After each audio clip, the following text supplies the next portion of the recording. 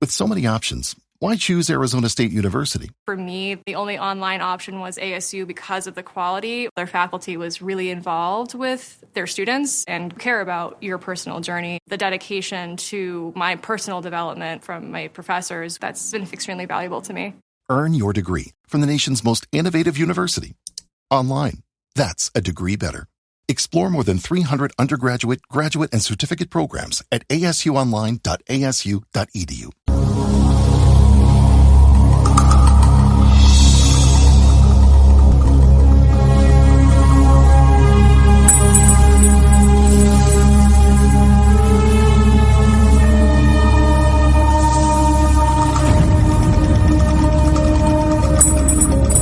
Somos Homo sapiens, y nuestra especie apareció durante un largo proceso evolutivo que comenzó hace millones de años. Pero ¿qué sabemos hoy en día sobre dicho proceso? El hombre desciende del simio, eso es seguro, pero ¿cómo y por qué se convirtió el simio en hombre? Creíamos que una cosa era segura: los simios se habían erguido sobre dos patas para sobrevivir en la sabana. Por ello, la adaptación a su entorno fue la fuerza impulsora de la evolución. Pero en la actualidad, numerosos fósiles empiezan a contradecir esa hipótesis. Científicos de varios campos están llegando ya a una conclusión diferente. La fuerza impulsora de la evolución no es externa, sino que yace en el interior de nuestras células. Nace una nueva teoría, una teoría que habla de una historia interna, de una memoria incorporada que trabaja continuamente en nuestro interior. Nuestras mandíbulas lo confirman. Homo sapiens no es el fin de la línea. Seguimos evolucionando. ¿Pero en qué nos estamos convirtiendo? ¿Cómo será el Homo futurus, el hombre que nos sucederá? Durante los últimos 20 años, el número de fósiles encontrados se ha triplicado, y lo que revelan ha echado por tierra nuestras convicciones. La paleontología es una varaunda y cada reunión de expertos termina en un acalorado debate. Hay algo en la ciencia que es importante recordar. E incluso esos caballeros de las paredes que los rodean conocían algo llamado proceso de revisión por pares. La teoría de que los simios se irguieron sobre dos patas para adaptarse a la sabana se encuentra cada día con más pruebas contradictorias. Todas las tendencias apuntan claramente a una región arbolada al principio, tal vez, pero no simplemente arbolada, quizá un mosaico con espacios abiertos y espacios de bosque. El aumento del número de descubrimientos embrolla el asunto, borrando las líneas divisorias y obligándonos a reconsiderar cuestiones fundamentales. ¿De dónde procedemos? ¿A dónde vamos? ¿Quiénes somos? ¿Cuál es su definición del taxón homínido? ¿Qué son para usted características derivadas? Por homínido me refiero a la rama humana, porque eso se puede debatir. Tenemos colegas que también sitúan a los chimpancés y a los gorilas con los homínidos.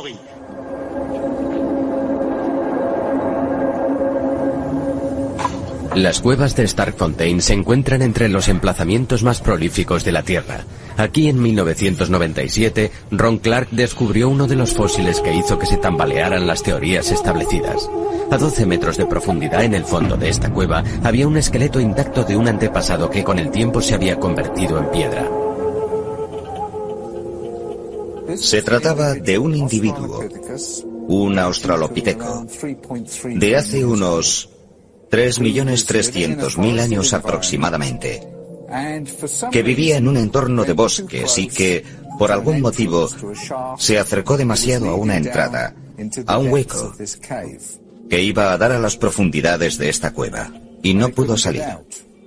Y es posible que allí sobreviviera durante mucho tiempo hasta que se murió de hambre. Pie Pequeño fue el primer esqueleto completo y fosilizado de australopiteco que se encontraba. Más que un simio, pero sin ser humano todavía. La estructura de su esqueleto permitió que los expertos confirmaran que ya caminaba erguido, pero la forma de su pie causó cierto revuelo, porque su pie estaba mucho mejor adaptado a la vida en los árboles que en la sabana. El pie indica que el pulgar del pie era parecido al de la mano, que se podía apartar ligeramente de los otros dedos. Podía hacer esto. Y eso además podría haberle sido útil al individuo para subirse a los árboles.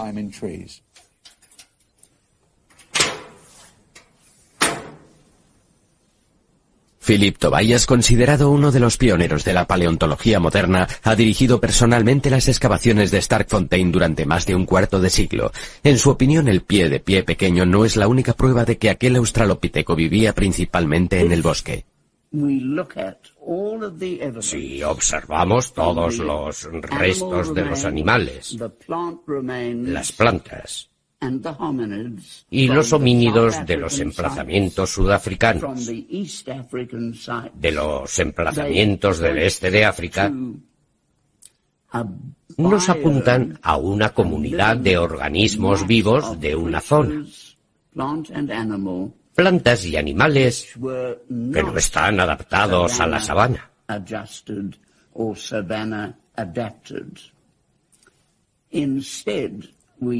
Y vemos, sin embargo, que son seres, tanto plantas como animales, que habrían estado bien adaptados para la vida en el bosque.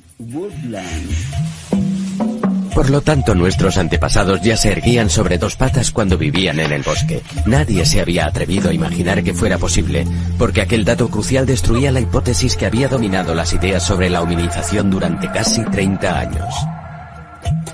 Durante 30 años, el Valle del Rift, en África Oriental, había sido considerado la cuna de la humanidad, ya que era allí donde se había encontrado el mayor número de fósiles de australopithecus.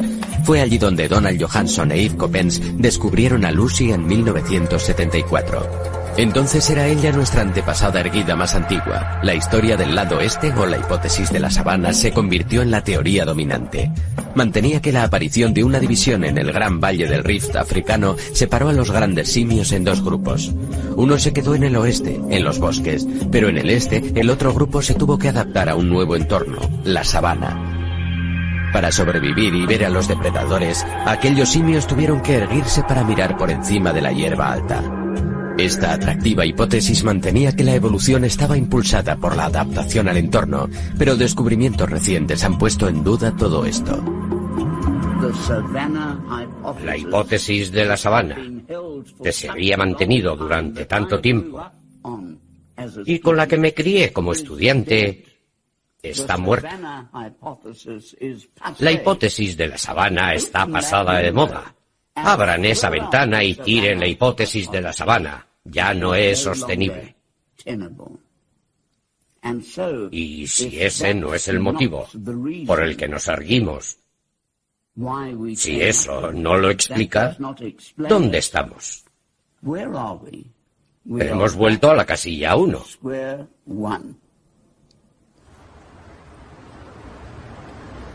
En 1983, la paleontóloga Anne Dambricourt sí había vuelto a la casilla 1.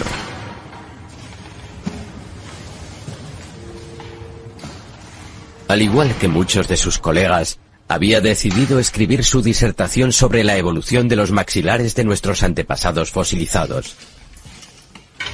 Su investigación le exigía repetir un gesto una y otra vez.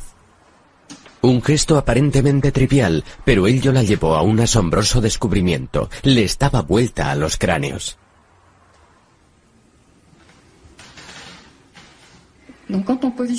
Cuando volvemos a poner el maxilar en su contexto craneal, así, le damos vuelta al cráneo y tratamos de comparar. Esta vez no el maxilar, sino la base de los fósiles de un joven chimpancé, de un neandertal y de un joven sapiens. Al dar vuelta a los cráneos, llegó a la conclusión de que lo que había cambiado de simio a hombre no era simplemente una variación de las proporciones. Los cráneos debían ser considerados entidades dinámicas que obtienen un nuevo equilibrio al evolucionar de una especie a otra. Y la clave de ese equilibrio se encuentra debajo.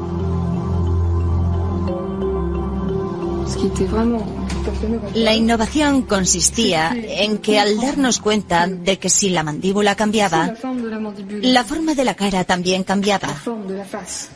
Y esto se debe sobre todo a un cambio en la posición de los huesos de la base.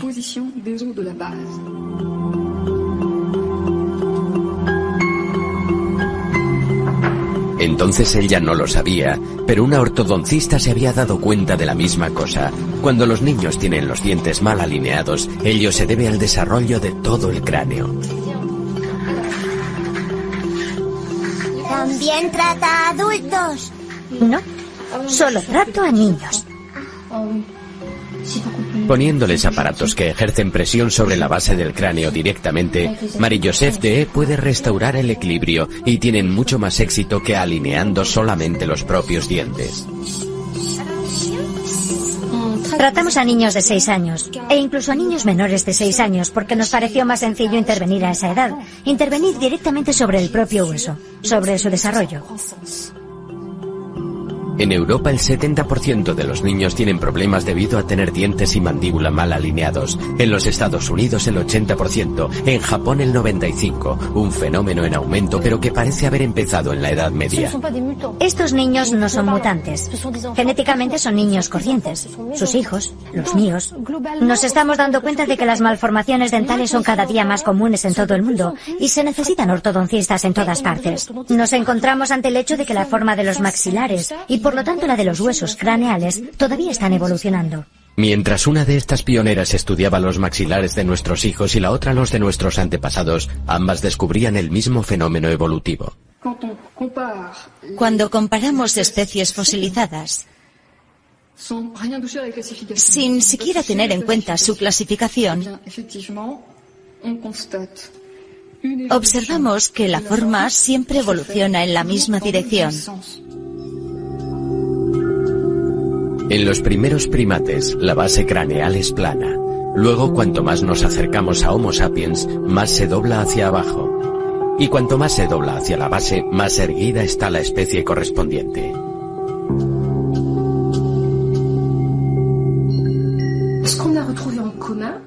Lo que ambas descubrimos, sin tener conocimiento la una de la otra, es que en su trabajo Anne logró hablar de una flexión, dicho de otro modo, de cómo esta base de aquí se dobla durante el transcurso de la filogénesis. Y luego yo, durante el transcurso de la ontogénesis o desarrollo temprano del niño, me di cuenta del hecho de que esta base se estaba doblando, pero no estaba necesariamente doblada o flexionada por igual en todos los niños. Cada una de ellas registra, mide y analiza este fenómeno. Durante el transcurso de la evolución, la base del cráneo se dobla más y más hacia abajo, y la mala alineación dental que se da en los niños de hoy en día se puede explicar mediante las diferencias de ángulo que eso crea. Pero ¿cuál es la clave de esa flexión?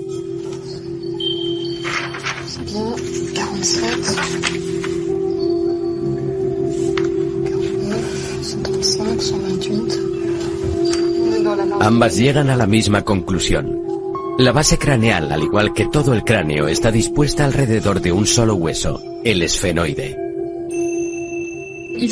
Resulta que al seguir hacia atrás el recorrido de la evolución, el primer hueso que se asienta en su lugar y dicta la posición de los demás huesos por medio de su forma, es el que llamamos esfenoide. Es el hueso más complejo y diferenciado del cráneo. El esfenoide, un hueso enclavado en el centro del cráneo. Un hueso de 10 centímetros de ancho. Un hueso con forma de mariposa situado al nivel de los ojos justo por debajo del cerebro. Este hueso es el núcleo alrededor del cual primero nuestro cráneo y luego todo nuestro esqueleto toma forma durante el transcurso del desarrollo. El hueso esfenoide es el pilar principal de todo nuestro gran rompecabezas craneal. Delante de él se encuentra la zona frontal. A los lados, los temporales y los parietales. Detrás hay una serie de huesos que se ensamblan en la columna vertebral y determinan nuestra postura bípeda. Y hay una articulación importante que une el esfenoide con el occipital.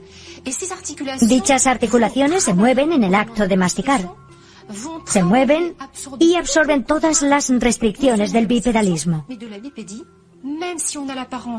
Aunque parezca que todo es sólido, tratamos con la mecánica de los fluidos. Por lo que no tenemos solo un montón de huesos. Lo que tenemos es un rompecabezas que, de hecho, está vivo y se mueve. El esfenoide es la piedra angular. La forma de este hueso ha evolucionado durante millones de años y cada vez que se dobló dio lugar a una nueva especie en nuestra familia. Lo extraordinario es que en 60 millones de años el esfenoide ha cambiado de forma 5 veces, doblándose cada vez un poco más. ¿Cómo podemos explicar la repetición de dicho fenómeno en intervalos de millones de años? Por primera vez sale a la luz una nueva tendencia, una especie de hilo narrativo que parece abarcar la historia de la evolución desde los primeros primates hasta el hombre moderno.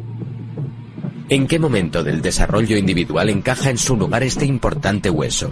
¿Y cómo? Anne d'Ambricourt ahonda en el estudio del desarrollo fetal y embriónico. Quiere localizar el momento exacto en el cual el esfenoide adquiere su forma.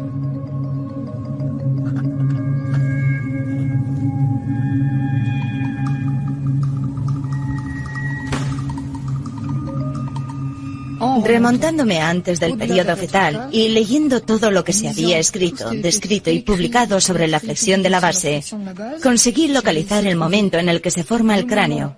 La base craneal se forma por sí misma y el momento de la flexión es muy evidente. Es entre las 7 y las 8 semanas. Dicho de otro modo, prácticamente al final del periodo embriónico, justo antes de que comience el periodo fetal. El esfenoide es el primer hueso que se forma en el embrión. Durante los primeros días de vida es plano, como en todos los mamíferos. Luego el cerebro y el sistema nervioso van apareciendo y el esfenoide se dobla y se abre.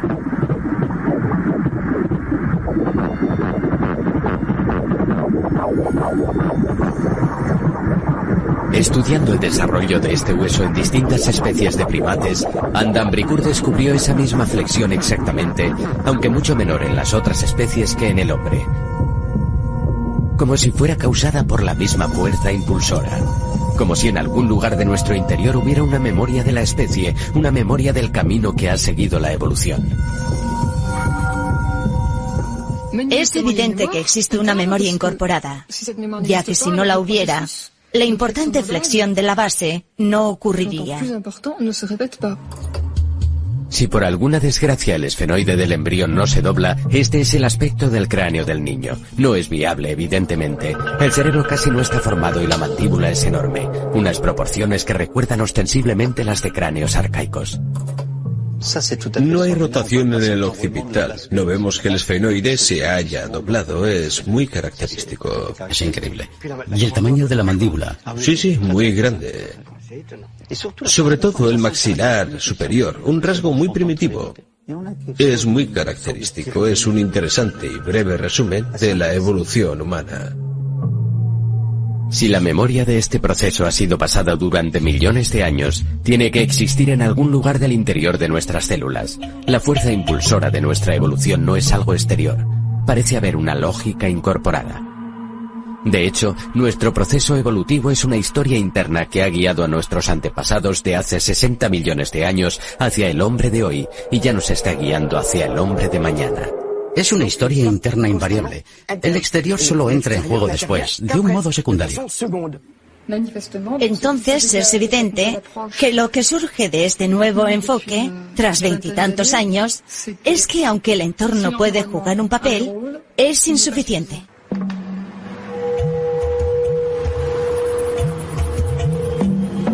La aseveración del papel decisivo de una historia interna es radicalmente opuesta a la teoría de la adaptación al entorno como fuerza impulsora de la evolución. En relación al clima, me gustaría recapacitar sobre la cuestión específica. Cuando Anne d'Ambricourt presentó su descubrimiento y la hipótesis de la historia interna por primera vez en la Academia de Ciencias, se encontró una fuerte resistencia. Quiero que Anne d'Ambricourt sepa que la he escuchado atentamente. Siempre me interesa lo que tenga que decir. Hemos estado mucho tiempo en desacuerdo en cuanto a la adaptación al entorno, pero sigo convencido de que el homínido, el prehumano de épocas prehistóricas, estaba totalmente sujeto al entorno. Lo siento. ¿Se imagina que los humanos surgieran hace 60 millones de años y se mantuviera humano? No es evolucionista. Todos se aferran firmemente a sus convicciones. Adam Bricourt se da cuenta de que para poder convencer, tiene que llegar a comprender a fondo el proceso que ha identificado y descifrar el asombroso movimiento de nuestro esfenoide. ¿Qué es lo que lo activa? ¿Qué es lo que hace reaccionar a esa memoria? ¿Qué activa la memoria? Esas son preguntas que tenemos que hacer si realmente queremos saber más sobre el australopiteco, el Homo sapiens y demás.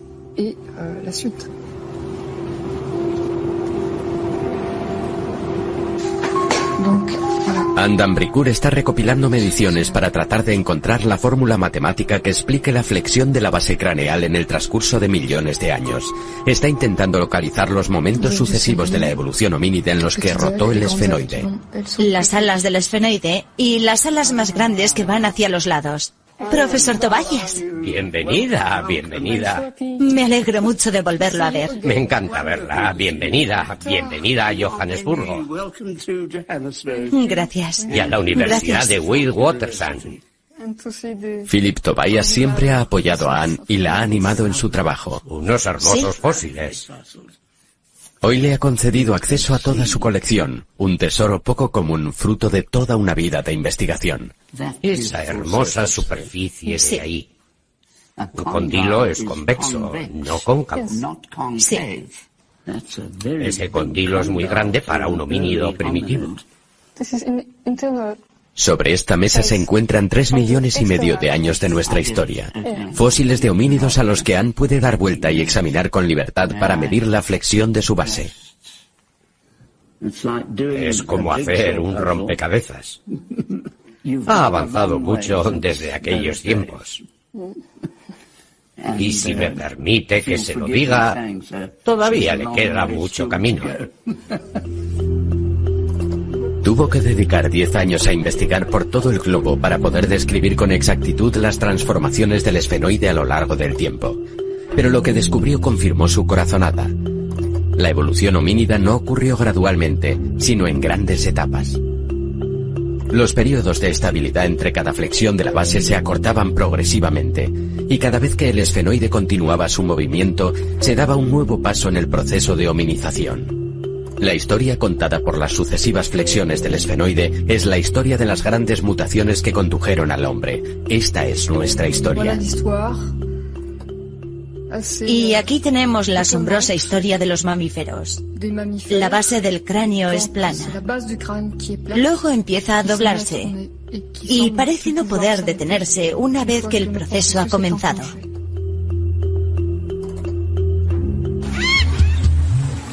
Esta historia comenzó hace 60 millones de años. Los bosques de todo el planeta estaban llenos de prosimios, nuestros primeros antepasados. Estos lémures de Madagascar son los últimos supervivientes modernos de la especie. Son los primeros personajes principales de la gran historia interna, pero su esfenoide todavía no se ha doblado. Cuando observamos la base, es larga y plana.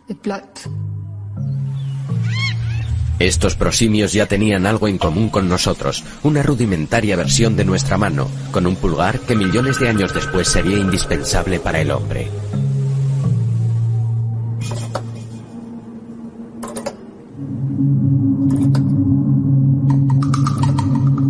Hace 40 millones de años, el esfenoide se dobla por primera vez, causando la primera gran mutación de nuestra historia.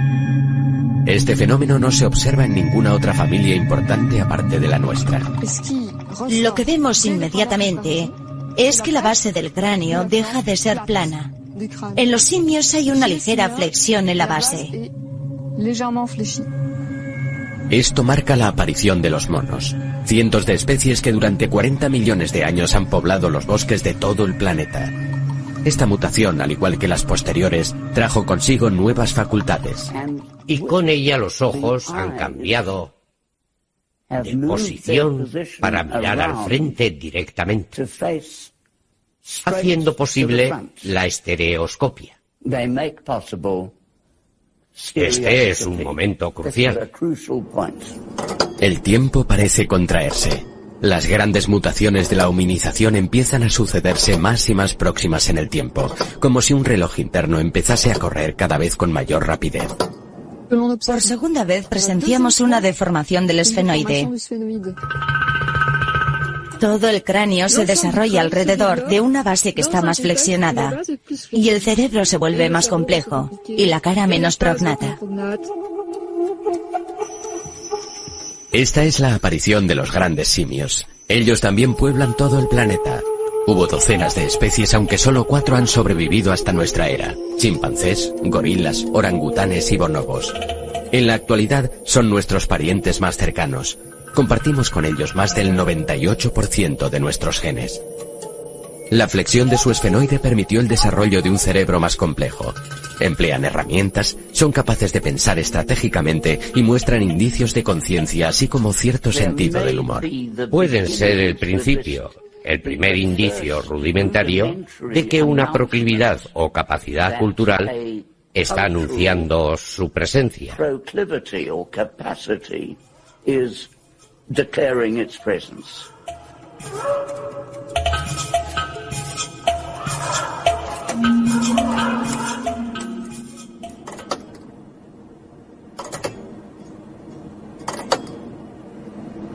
El paso se acelera nuevamente. Hace 6 millones de años el esfenoide se dobla una tercera vez en la misma dirección.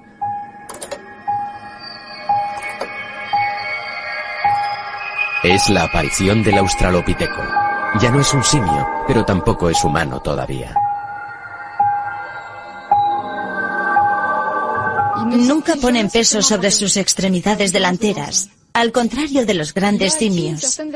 Han adquirido cierta verticalidad, aunque no como nosotros. En el interior, la base está doblada y ha rotado hacia arriba, pero no en el exterior, por lo que aún eran inestables. Y cuando se movían, carecían del sentido de equilibrio bípedo del hombre.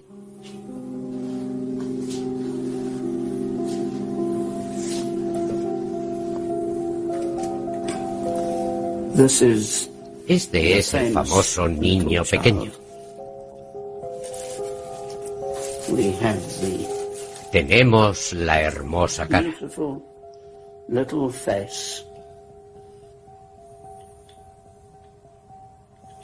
Una articulación perfecta. Voilà, el cerebro. Taún, uno de los fósiles de Australopiteco más preciados. Esta joya tiene 2.300.000 años. Incluye el único molde de cerebro fosilizado encontrado hasta la fecha. Con un volumen de 500 centímetros cúbicos, es mucho más pequeño que el nuestro, pero más complejo que el de un simio. Fue la nueva posición del esfenoide lo que hizo tal desarrollo posible. El cerebro fue la clave. No solo tenían una mano que podía manipular herramientas, sino que tenían un cerebro que les decía lo que podían hacer con ellas. Y el cerebro les decía cómo evitar enfrentamientos con los carnívoros. Así que vivían de su ingenio, de su cerebro y de la cultura que estaban creando. Provistos de esas nuevas armas, los australopitecos se aventuraron en las cercanas sabanas, muy probablemente para cazar, pero durante 2 o 3 millones de años más, su hábitat siguió siendo el bosque y continuaron refugiándose en los árboles durante la noche. Quizá durmieran en los árboles por seguridad, ya que por lo general los leopardos no suben a los árboles altos como hacen hoy los gorilas y como hacen hoy los chimpancés.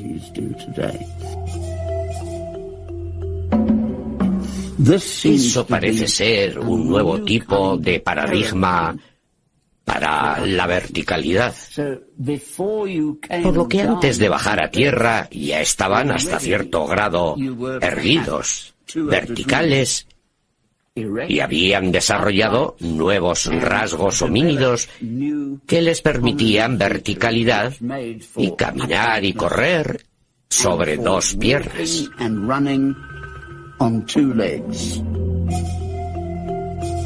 El reinado de los australopitecos duró 4 millones de años. El género comprendía numerosas especies, pero el esfenoide era similar en todas ellas. Su inteligencia les permitió fabricar herramientas más sofisticadas, pero nunca dominaron el fuego. Sus fósiles se encuentran en el sur, el este y el norte de África, aunque parece que nunca salieron del continente. Y aquel animal se lo llevó todo por delante y se convirtió, creemos, en usted y yo.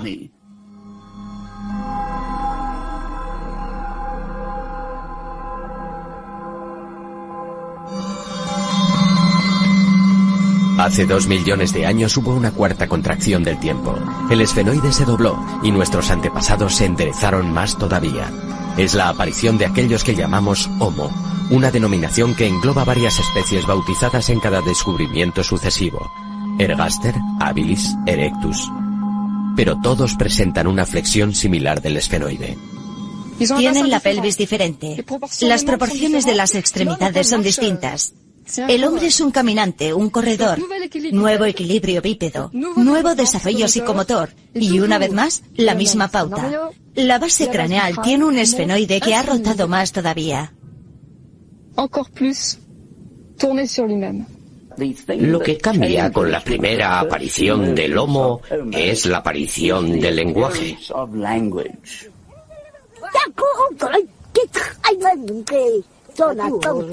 La nueva posición de su esfenoide incrementó aún más la complejidad cerebral de aquellos primeros hombres. También les liberó parcialmente la laringe, lo que hizo posible el habla, pero nuestras vocales actuales todavía estaban fuera de su alcance.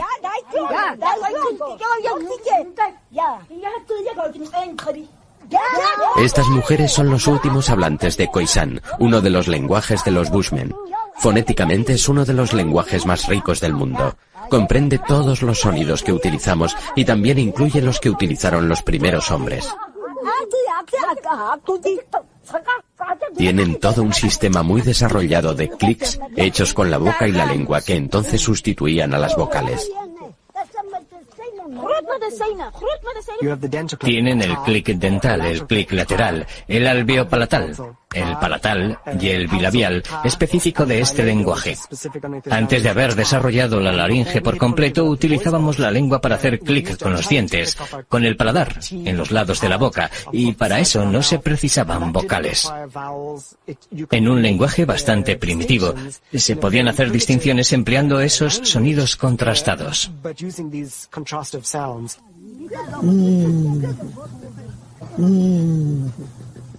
Estas mujeres son las últimas que pueden arrojar alguna luz sobre cómo empezó a hablar el hombre. Ese es el clic del león. El Bushman lo aprendió de él. Nuestros clics proceden del rugido del león. Se oye cuando cierra la boca, igual que el Bushman. El león. También se oye cuando ruge.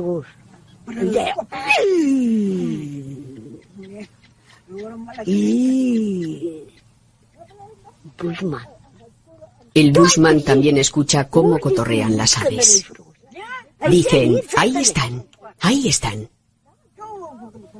El ave tiene ese clic. Todos los animales tienen su clic. Como el león, todos ellos. Los hombres, al igual que los animales, tienen su clic.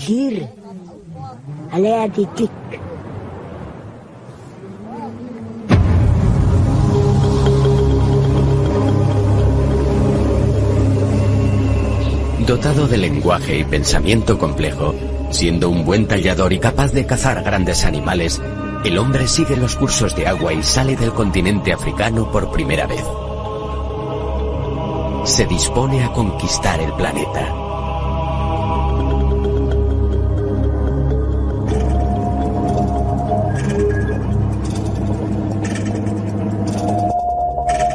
Hace 160.000 años, el reloj sonó una vez más. El esfenoide se dobla una quinta vez.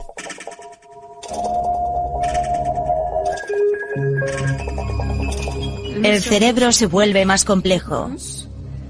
Tiene mejor suministro de sangre. Y, naturalmente, tras esta evolución biológica, vamos a ver una evolución cultural muy rápidamente. Es la aparición de Homo sapiens. C'est l'Homo sapiens qui apparaît.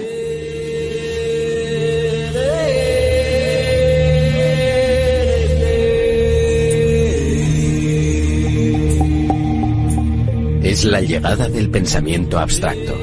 El artefacto de piedra ya no solo es útil, se convierte además en un objeto de valor. El arte comienza a aparecer en las superficies de las rocas de todo el mundo. La cuestión es, ¿fueron estos los primeros rudimentos de la escritura? Eso entra en la imagen muy recientemente, pero creo que hablaron de ello mucho antes de hacerlo.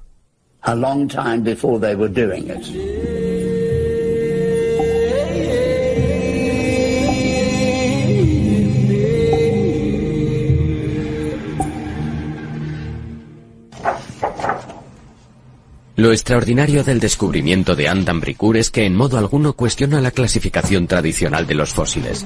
Al contrario, el ángulo formado por la base del cráneo se convierte en un criterio de medición de la especie a la que el fósil pertenezca.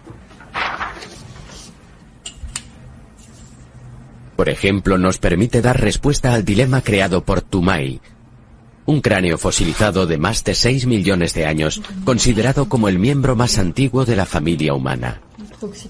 ¿Es Toumaï un australopiteco o sigue siendo solo un simio? Anne solo tiene acceso a los moldes y a las fotos de Toumaï, pero aún así logra tomar medidas y comparar los ángulos de su base craneal con los de los fósiles que ha estudiado. Esta base es larga, demasiado larga para un homínido. Es demasiado larga. Es un simio deformado. Por el momento, con estos elementos no hay nada que nos lleve a pensar que es un homínido. Esta nueva versión de nuestra historia aporta además soluciones a enigmas con los que las teorías anteriores tenían cada vez más problemas para resolverlos. Uno de esos enigmas es cómo pobló el hombre la Tierra. Sabemos que Homo apareció en África hace 2 millones de años y que salió de ella para colonizar el mundo. Las teorías clásicas mantienen que la evolución en Homo sapiens sucedió una vez más en África hace 160.000 años. Sapiens tendría que haber salido entonces del continente una segunda vez para repoblar el mundo y otras especies tendrían que haber desaparecido misteriosamente. Ahora algunos datos contradicen esa opinión. En China el interés por la prehistoria es reciente, data de hace tan solo 70 años. Pero los descubrimientos realizados allí dan lugar a numerosas preguntas. Los fósiles chinos demuestran que el hombre arcaico llegó a Asia hace más de 1 millón de años. Pero prueban que la evolución en Homo sapiens también tuvo lugar allí, un fenómeno que las teorías clásicas no pueden explicar. Adam Bricoeur ha venido aquí a examinar a Dali, un fósil de hace 200 o 300.000 años. El extraordinario cráneo está en manos del renombrado paleontólogo chino Wu Xinxi. Este fósil ya no es un Homo erectus, es muy moderno. Sin embargo, toda la parte superior de la cara, la bóveda y todo lo que forma el cerebro del feto, del niño y del adulto sigue siendo arcaico. Las crestas supraorbitales han cambiado. Ya no son tan gruesas. Y ahí el ángulo es mucho más arcaico. El proceso frontal también es arcaico. Hay 2 precursores de hombre moderno. Porque el hombre siguió evolucionando tras haber emigrado y haberse asentado en distintas regiones del planeta. Eso explica la existencia de Dali en Asia y de neandertales en otros sitios. Son 2 historias diferentes. Dali prueba que el hombre arcaico evolucionó en Sapiens simultáneamente en distintas partes del globo.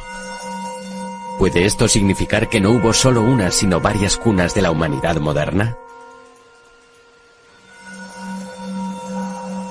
Marie-Joseph de también fue a China, donde sus observaciones sobre las diferencias en las estructuras craneales entre niños chinos y europeos la llevaron a la misma conclusión.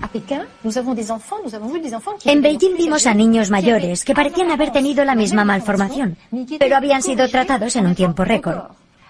Eso no se puede explicar por medio de los aparatos y procedimientos utilizados.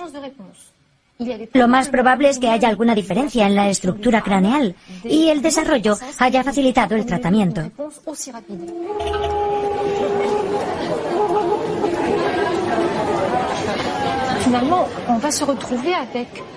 Al final vamos a terminar con una estructura, un rompecabezas craneal, por decirlo así, que no encaja del mismo modo dependiendo de si su lugar de nacimiento es europeo, africano o asiático.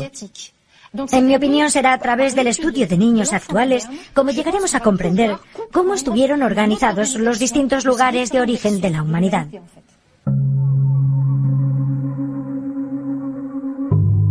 Si la humanidad moderna tiene distintas cunas realmente, entonces Sapiens no tuvo que salir de África una segunda vez para repoblar el mundo.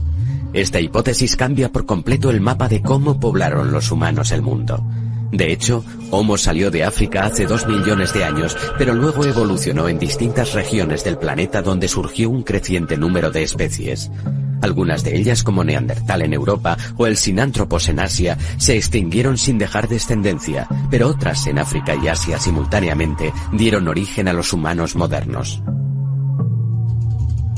¿Cómo podemos explicar entonces la lógica que lleva al esfenoide y al cráneo a cambiar del mismo modo en todas las partes del planeta? ¿Qué es lo que permite que esa memoria exista y se transmita? En la actualidad, el campo de la genética está aportando respuestas a los paleontólogos.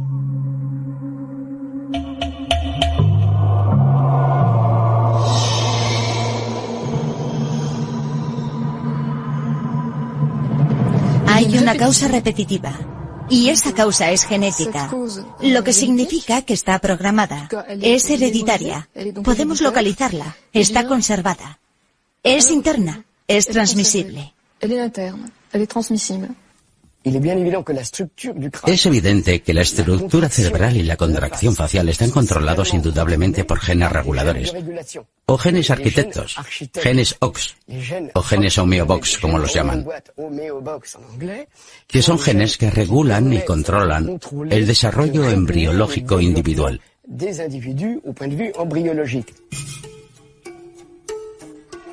Esto es un axolote, una pequeña salamandra acuática que se encuentra en México. Este animal ha permitido a los científicos dilucidar el papel de los genes reguladores.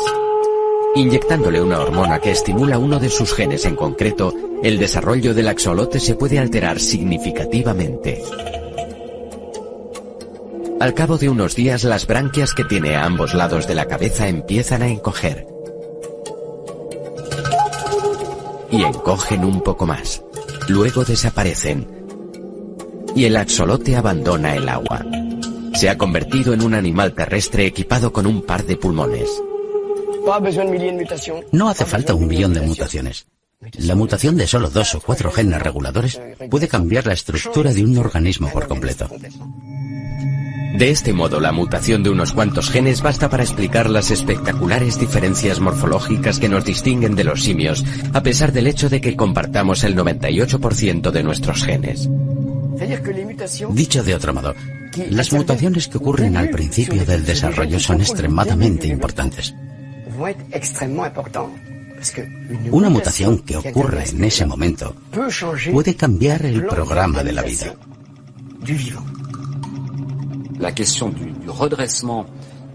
Para el enderezamiento de cuadrúpedos, hasta alcanzar una postura erguida, fue necesaria toda una serie de mutaciones que no se pueden relacionar con una sola parte del cuerpo, por lo que es muy difícil imaginar que todo el proceso tuvo lugar gradualmente, de un modo lineal, con el animal evolucionando cada vez un poco más erguido, caminando mejor y mejor. Lo que sigue siendo el pensamiento predominante en este campo. En lugar de imaginar una transformación relativamente importante que en un momento dado le aportó a una especie los rasgos morfológicos necesarios para erguirse de un modo más o menos estable sobre 2 piernas y andar.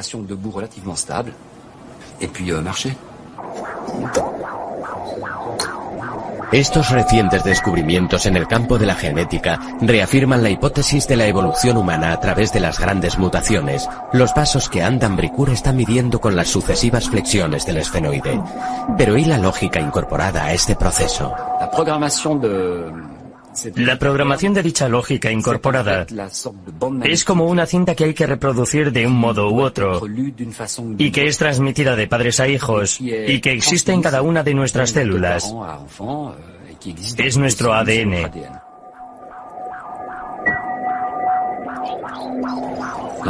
El embrión se enfrenta a un problema, y es un problema formidable.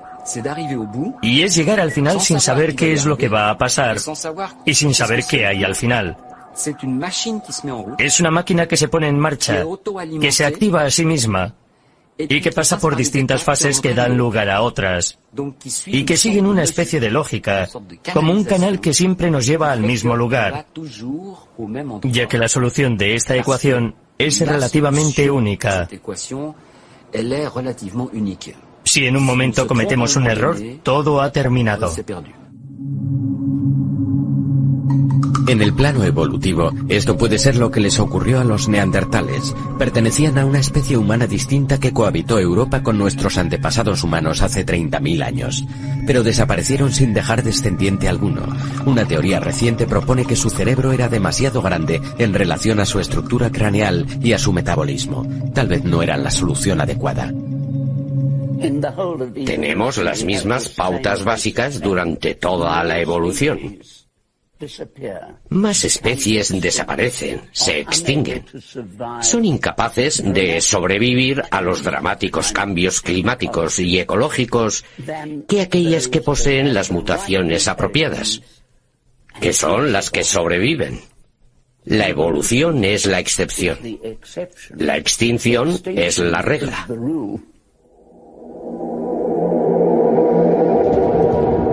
¿Significa esto que existe una dirección, un camino, un proceso global en funcionamiento que la evolución sigue en todas partes? Es una inquietante pregunta que todos los científicos que estudian los orígenes de la vida y la historia del universo se deben hacer. Estoy convencido de que la historia de la vida surgió así. Desde la materia inerte más simple hasta la más compleja. La mejor prueba que tenemos es que todos los fósiles de los primeros 3.000 millones de años son unicelulares. Y tenemos que esperar otros 1.000 millones de años para encontrar fósiles multicelulares, seres vivos que fueran multicelulares. Y la regla general de nuestro universo está escrita tanto en la Tierra y en el cielo, como en la historia de la vida y en la historia del hombre.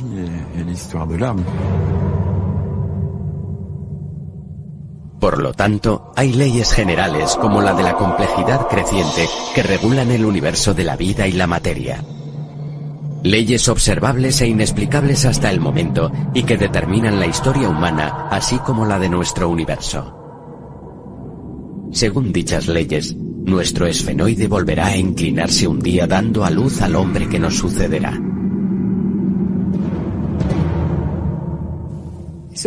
No hay motivos para que el proceso se detenga en el Homo sapiens.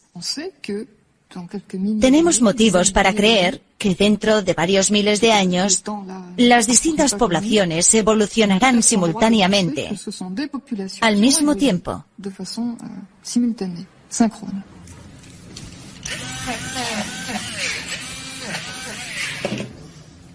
¿En qué nos estamos convirtiendo entonces? ¿Nos permite lo que sabemos actualmente sobre nuestra evolución pasada imaginarnos cómo será el Homo futurus? Nuestra forma todavía puede evolucionar. Creo que la forma de la cara todavía no está terminada. La forma de la cara no está acabada. Y en cuanto a la forma del maxilar superior, no estoy segura de cómo va a evolucionar teniendo en cuenta el crisol de poblaciones diversas. Por otra parte, en el futuro inmediato tenemos la construcción de un número de neuronas que se está multiplicando y que está sucediendo ahora mismo. Al menos tenemos la impresión de que a nivel cognitivo el cableado neuronal está ocurriendo ahora mismo y muy rápidamente.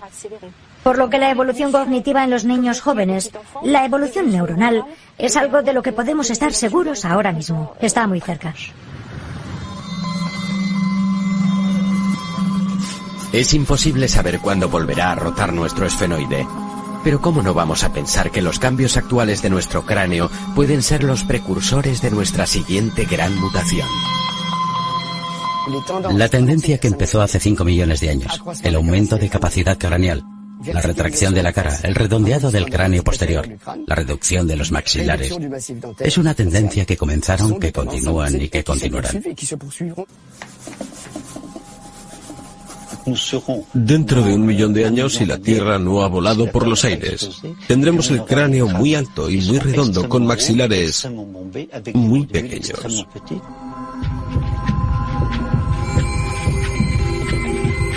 Los científicos predicen que nuestro cerebro se volverá más complejo todavía. ¿Saldrá a descubrir nuevos mundos este hombre de frente enorme, como hicieron sus antepasados? ¿Se convertirá el Homo Futurus en el extraterrestre de nuestra imaginación? También nos podemos imaginar muchos aparatos electrónicos sobre la piel, bajo la piel, dentro de los órganos o sustituyendo a los órganos. Por primera vez desde el principio de la vida, animales, seres humanos, podrán influir en su propia evolución. Con el poder que la ciencia le ha otorgado al hombre para intervenir en el núcleo de sus propias células, ¿no intentará guiar el argumento de su historia interna? ¿Le dará Homo sapiens a Homo Futurus tiempo suficiente para que lo suceda? Si el hombre no consigue controlar su población y salvar los recursos del planeta, se arriesga a la extinción. Lo que significa que el mundo se convertirá de nuevo en lo que realmente es. Dicho de otro modo, en un mundo de bacterias, artrópodos e insectos. También podemos esperar que esos humanos sean conscientes de su lugar de nacimiento, que ya no será África, sino todo el planeta.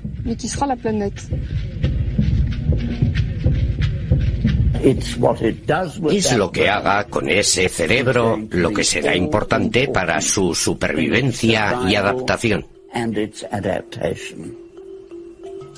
Ese es el verdadero mensaje de la evolución humana. Enseñar a los niños qué significa lenguaje. Enseñar a los niños los mecanismos de supervivencia y enseñarles los mensajes de los rituales y lo espiritual que se están convirtiendo. Se han convertido en algo cada vez más importante para la supervivencia humana. Ahí está el futuro.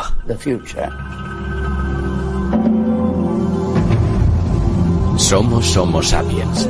Somos los primeros seres con un cerebro lo bastante complejo para cuestionarnos la historia y el significado de nuestra propia evolución. Pero ¿estamos lo bastante evolucionados para encontrar las respuestas o seguiremos encontrándonos con obstáculos que Homo Futurus podrá un día superar?